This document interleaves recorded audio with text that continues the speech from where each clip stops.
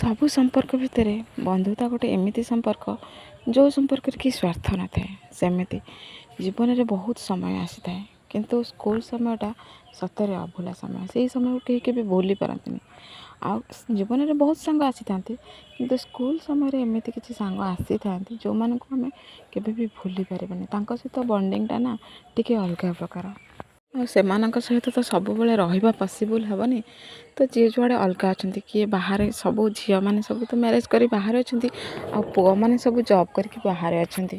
କିନ୍ତୁ ଯେତେ ବ୍ୟସ୍ତ ଥିଲେ ମଧ୍ୟ ଆମେ ବର୍ଷକୁ ଗୋଟେ ଥର ଯାହା ବି ହେଲେ ଗେଟ୍ ଟୁଗେଦର୍ କରୁଛୁ, ତାକି ଆମେ ସମସ୍ତେ ପୁଣି ଥରେ ମିଶିପାରୁ। ଆଉ ଅନଫର୍ଚୁନେଟଲି ମୁଁ ବି 3 ବର୍ଷ ହେବ ସେ ଗେଟ୍ ଟୁଗେଦର୍ରୁ ବଞ୍ଚିତ ଥିଲି, କାରଣ ମୁଁ ଦୂରରେ ମ୍ୟାରେଜ୍ କରିଛି। କିନ୍ତୁ ଏହି ବର୍ଷ ବ୍ୟାଚ୍ ଫିଷ୍ଟରେ ମୁଁ ସାମିଲ ହେଇପାରିଛି। ମୁଁ ସେଥିପାଇଁ ଏତେ ଖୁସି ଯେ ମୁଁ କେବେ କହିବି ପାରିବିନି। ସତରେ ସାଙ୍ଗମାନଙ୍କ ସହିତ କେତେବେଳେ ଟାଇମ୍ ସ୍ପେଣ୍ଡ ହେଇଗଲା, ଦିନମାନ କେତେବେଳେ ଟାଇମ୍ ସ୍ପେଣ୍ଡ ହେଇଗଲା କିଛି ବି ଜଣାପଡ଼ିଲାନି। ପୁଣି ଅପେକ୍ଷା ରହିଲା ଆର ବର୍ଷ କେବେ ବ୍ୟାଚ୍ ଫିଷ୍ଟ ହେବ। ଏହି ବର୍ଷ ମୋ ସାଙ୍ଗମାନଙ୍କୁ ଖାଲି ଏମିତି ଦେଖିଦେଇଥାନ୍ତୁ, ଆର ବର୍ଷ ମୁଁ ଏମାନଙ୍କ ସହିତ ଇଣ୍ଟ୍ରୋଡ୍ୟୁସ୍ କରାଇବି। ଯଦି ଆସିପାରିଲି, ଆଉ ଯଦି ନ ଆସିପାରିଲି ତ କରେଇ ପାରିବିନି। ଆଶା କରୁଛି ଭିଡ଼ିଓଟା ଆପଣମାନଙ୍କୁ ବହୁତ ଭଲ ଲାଗୁଥିବ। ଆମର ଏଠି ଖାଇବା ପିଇବା ପରେ ଆମେ ଟିକେ ସି ବିଚ୍ ପଳେଇ ଯାଇଥିଲୁ।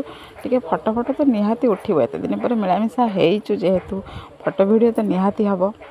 ମୋ ଭିଡ଼ିଓ ଯଦି ଭଲ ଲାଗିଛି ଲାଇକ୍ ସେୟାର ସବସ୍କ୍ରାଇବ୍ କରିବେ। ରହିଲି, ଜୟ ଜଗନ୍ନାଥ। Thanks for watching. ପୁଣି ଦେଖା ହେବ ନେକ୍ସଟ ଭିଡ଼ିଓ।